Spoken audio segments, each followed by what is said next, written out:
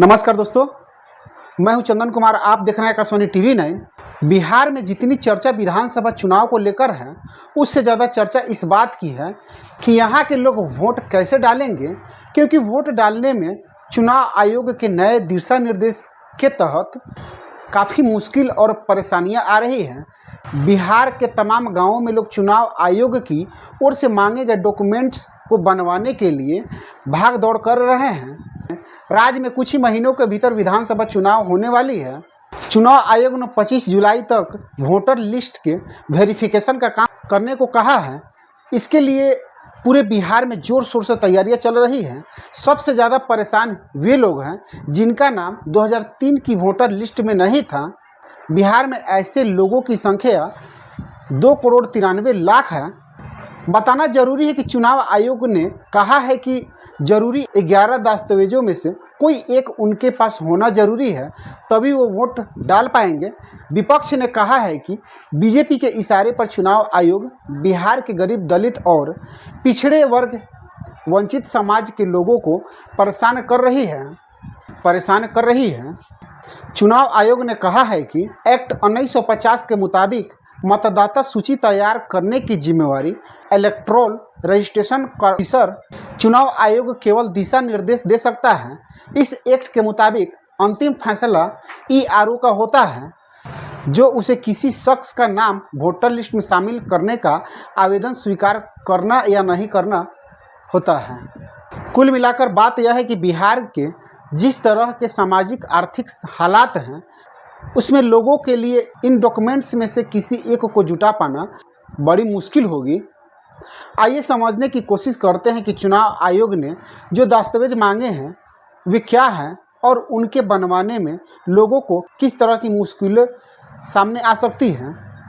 चुनाव आयोग ने कहा है कि किसी भी केंद्रीय सरकार, राज्य सरकार, पीयूसी के नियमित कर्मचारी, पेंशन भोगी को जारी किया गया कोई भी पहचान पत्र, पेंशन भुगतान आदेश होना चाहिए।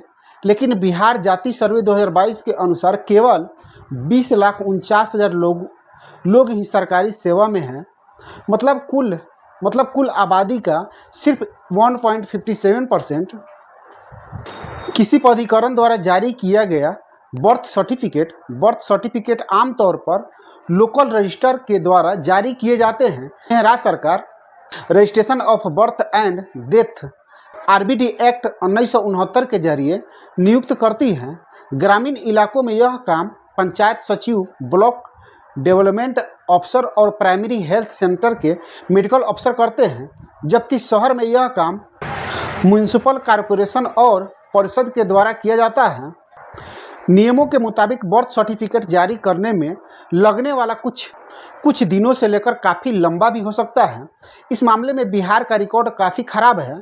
भारत में साल 2000 से रजिस्टर्ड जर्नल ऑफ इंडिया ने इससे जुड़े आंकड़ों को इकट्ठा करना शुरू किया था। साल 2000 में बिहार में केवल 1.19 लाख जन्म डाटा इकट्ठा हुआ था, जो बिहार में पूरे साल भर में होने वाले जन्म का सिर्फ 3.7% था।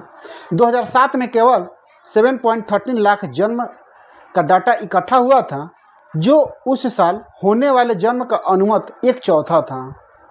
इसके बाद बारी आती है पासपोर्ट की। पासपोर्ट के लिए पुलिस सत्यापन और डॉक्यूमेंट की ज़रूरत होती है।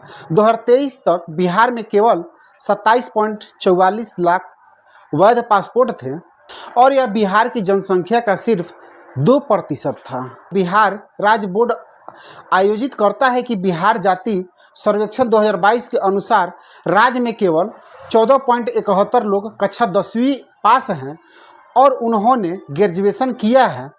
राज्य मंत्री जयशंकर चौधरी ने 3 फरवरी 2025 को लोकसभा में बताया था कि कक्षा 6 या 8 में ड्रॉप आउट दर 26% है। इससे पता चलता है कि आवेदक स्थानीय निवासी है। इसके लिए Aadhaar, ration card, voter ID, matric प्रमाण पत्र और एक हल्फनामा देना होगा। फॉर्म को बीडीओ का कार्यालय मजिस्ट्रेशन के पास जमा करना होगा। तो इसके बारे में आपकी क्या राय है, आप हमें कमेंट में ज़रूर बताएं।